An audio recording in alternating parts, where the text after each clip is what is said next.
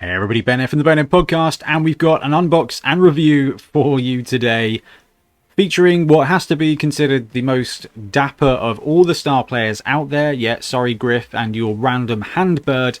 We've got Skrorg Snowpelt. So this is a new Forge World model as part of the new Norse release, and he's a new Norse star player.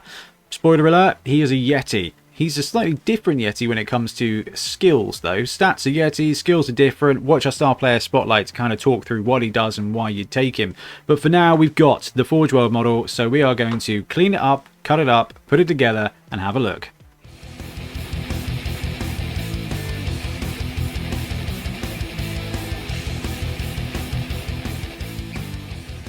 Okay, so when it comes to Forge World models, a couple of shout outs, I guess, at the beginning. They are resin, so you will need to give them a bit of a clean first. What I do is grab a bowl, put a dash of fairy washing up liquid or something, and then run lukewarm water. Do not use hot water. Hot water will melt resin, and it is a very expensive way to get a puddle of money in a bowl that you can't use.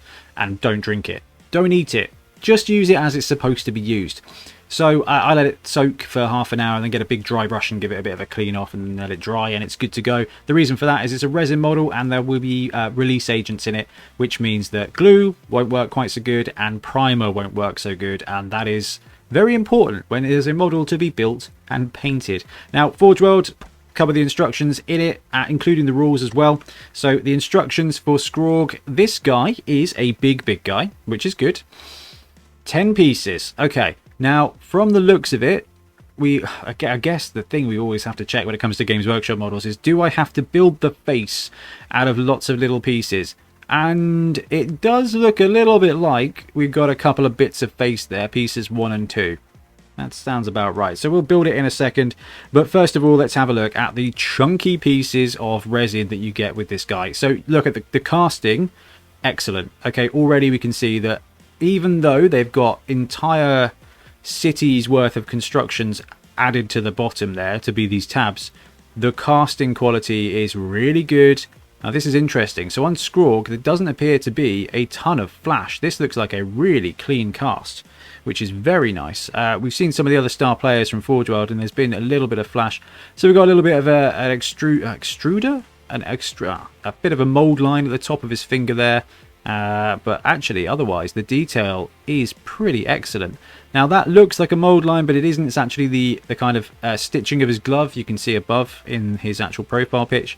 And the armor's great. It ties in with the Norse team. Got a bit of a funny support there. Now, it's really interesting. The way this is cast, this is resin cast, but there's lines that just feel like supports, as in 3D printed supports. And I know that these models are digitally sculpted and then printed out, so I don't know if they retain any of that as part of the casting process. Anyway, really lovely casts. Let's have a look at some of the pieces. So this is the top of this guy's head. So we are kind of looking, right, yeah, this is the top of his head. So that's his hand, and yeah, his face is in half. So we've got a separate moustache piece, and I'm assuming that somewhere around here there is a small mouthpiece that we have to glue it to. Hey, there's his hairbrushes. I mean, this is really well cast and really nicely detailed. I think that looks like his beard. Yeah, that's his beard, that's his face. So we have to build his face in multiple parts. Okay, so when it comes to Forge World pieces, there's often a lot of pieces, there's often a lot of chunky supports here. So do give yourself an appropriate amount of time to trim the pieces, to dry fit them, and be prepared to maybe have a little bit of green stuff or something ready to fill some gaps that you will inevitably get. These are expert level kits, and you know what, they're not that bad, but they may not be perfect if you rush them, as I'm about to do.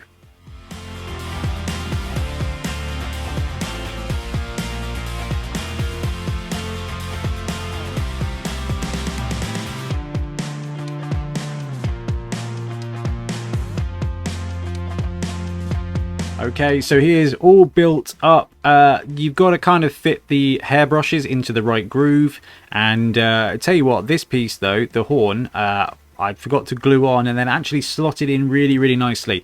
So I have glued him on a 40mm base from Artisan Guilds because I want to tie in with my Norse team, kind of go with a bit of an ice vibe. The model itself does come with a 40mm Games Workshop base though, so do not worry. So let's talk about the model and the build. It was not bad to build, but you can see that there are some gaps there. And I did a bit of prep work with this guy, making sure I was kind of scraping away leftover bits of flash and stuff like that. So like I said, the Forge World models are a bit of expert model territory, so be prepared to have gap fill and things to go. Now, to be fair though, with a bit of a primer, and once I've agraxed the heck out of this, you're not going to notice it. So I'm not too worried about it from the sake of like the quality of the model. There's a few bits of flash I got to trim off, like this bit on the nail, which is going to be a bit of a nuisance, I think, but overall not going to be a bad thing. One thing to call out that I was it is a bit disappointing is the feet.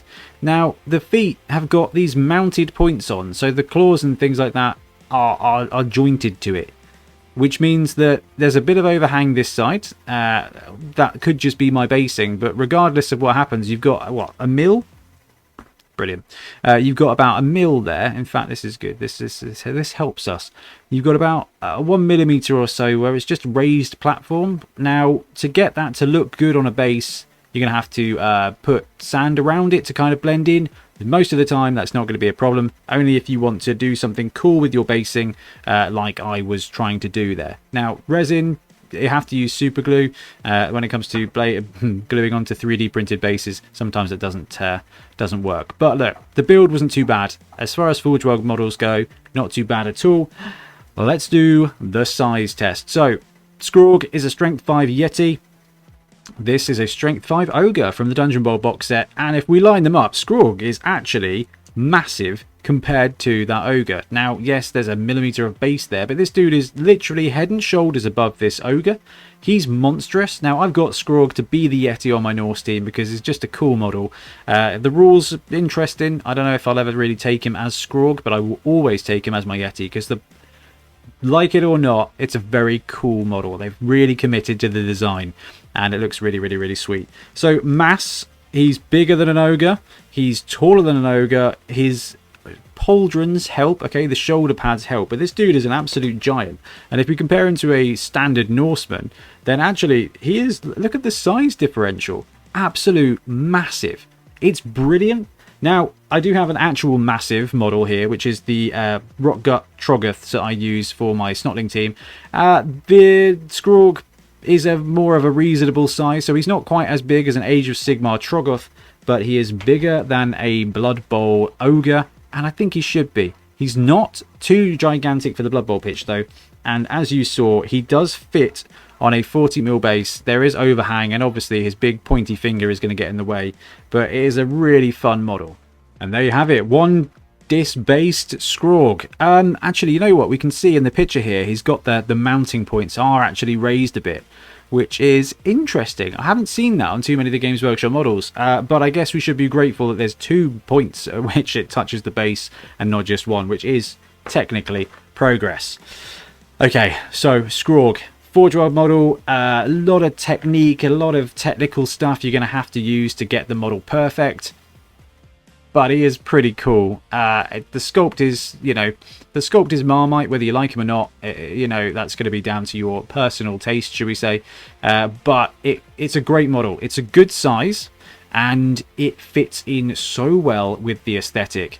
So I'm just having a look on the Forge World site to see how big, how much he is. I think he's about £25.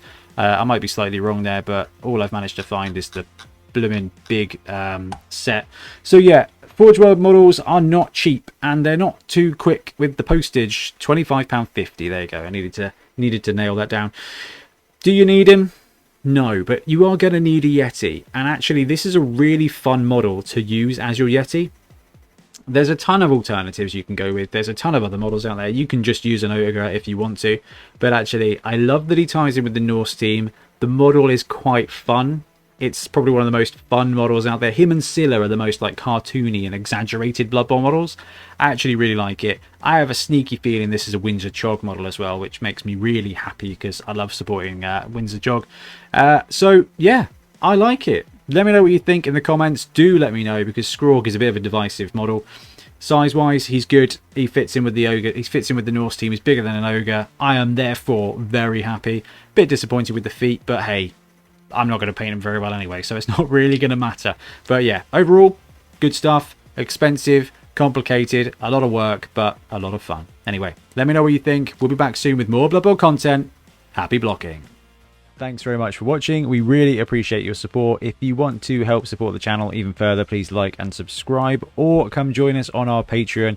We have early access to content. We get loads of feedback from you guys, and we try and do competitions as much as we can. Or you can get yourself some Bonehead podcast merch on our Spreadshirt site. So if you want to support a team, especially for the Bonehead Championship, you can pick up a shirt, a mug, things like that. It all helps support the channel, and we really appreciate it. Anyway, links below. Thank you very much. Happy blocking.